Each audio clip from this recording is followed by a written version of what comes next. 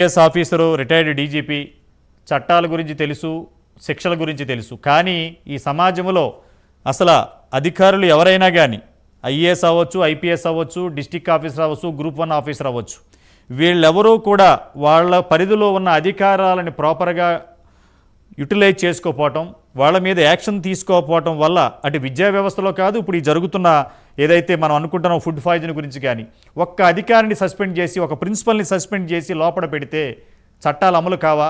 Action తీసుకోవడానికి ఎందుకు భయపడుతున్నారు? ఏమంటారు దీని గురించి ఒక ఐపీఎస్ ఆఫీసర్గా? ఎందుకంటే మీరు సమాజంలో అణగారిన ఎస్సీ, ఎస్టీ, బీసీ మైనారిటీ వర్గాల కోసం ఆఫ్టర్ రిటైర్మెంట్ మీరు సమాజంలోకి వచ్చి అటు రాజకీయాల్లో కానీ అన్ని రకాలుగా పోరాటాలు చేస్తున్నారు. ఏమంటారు దీని గురించి? థ్యాంక్ యూ సత్యనారాయణ గారు for giving me this opportunity. Sir జై భీమ్, జై పూలే.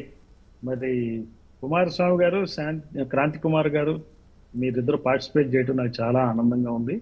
అయితే ఒక ప్రశ్న, ఈ హాస్టల్స్ లో కమ్మారెడ్డి, వెలమ కులాలకు చెందిన వాళ్ళు ఉంటారండి? ఉంటారా హాస్టల్స్ లో? ఉంటారు కదా, ఉంటారు. కమ్మారెడ్డి, వెలమలు ఉండరు కదా? అవునండి. am I sure? Yes, correct. Kranti Kumar గారు మీరు మాట్లాడట్లేదు, కరెక్టేనా నేను చెప్పింది?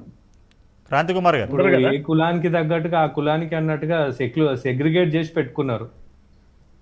కరెక్టే, లేరు కదండి. సార్ క్వశ్చన్ ఏంటంటే, సార్ ఏదైతే చెప్పారో వాళ్ళు అక్కడ ఉంటారా?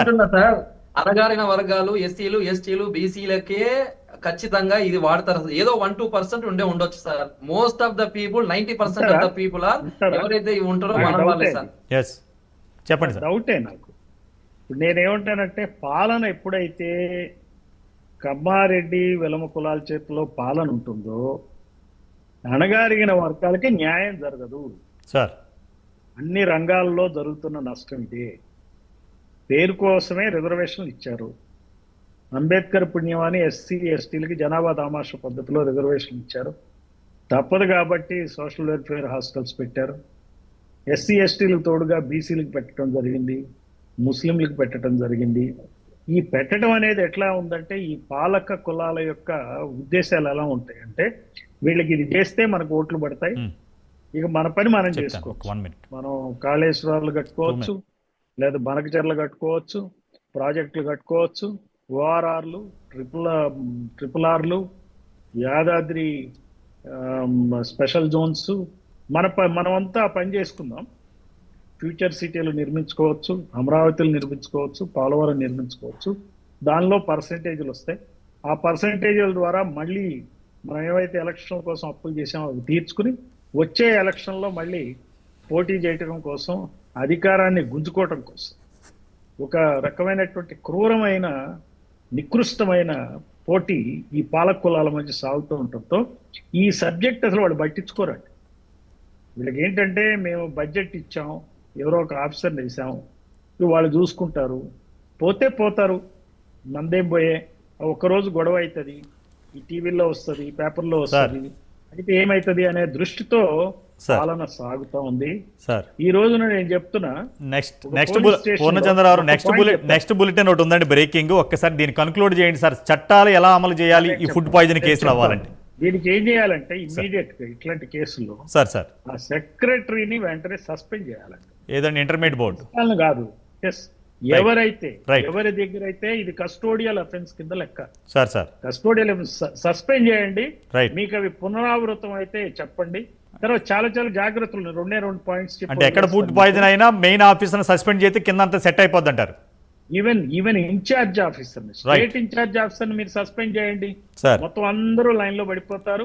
మరి వాళ్ళకి ఇచ్చేటువంటి ఏవైతే ఈ కాంట్రాక్ట్లు ఉన్నాయో సరైన వాళ్ళకి ఇస్తారు, టెండర్లు సరైన వాళ్ళకి ఇస్తారు, అల్యూమినియం పాత్రల్ని వాడటం మానేస్తారు, మరి నిన్న వండిన పదార్థాలను ఈ రోజు పెట్టడం మానేస్తారు. అన్ని జాగ్రత్తలు తీసుకుంటారు. ఫుడ్ సేఫ్టీ అధికారులు ఏమి అవసరం లేదు, సస్పెండ్ చేయమనండి. హెడ్ ఆఫ్ ది డిపార్ట్మెంట్ మీద యాక్షన్ తీసుకుంటే కింద ఆఫీసర్లు సెట్ అవుతారు, అంతే మీరు చెప్పేది. అంతే సస్పెండ్ చేయమనండి ఒక్కసారి.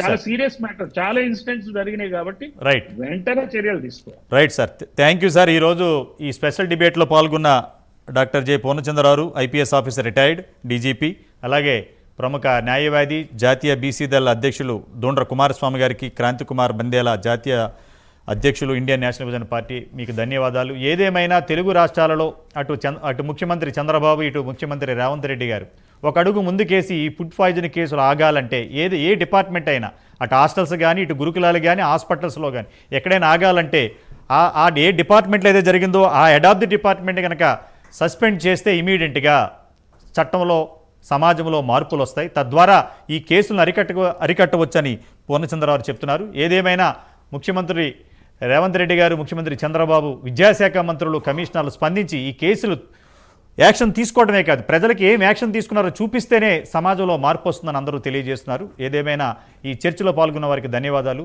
ఇది ఈరోజు స్పెషల్ డిబేట్. చూస్తూనే ఉండండి ప్రైమ్.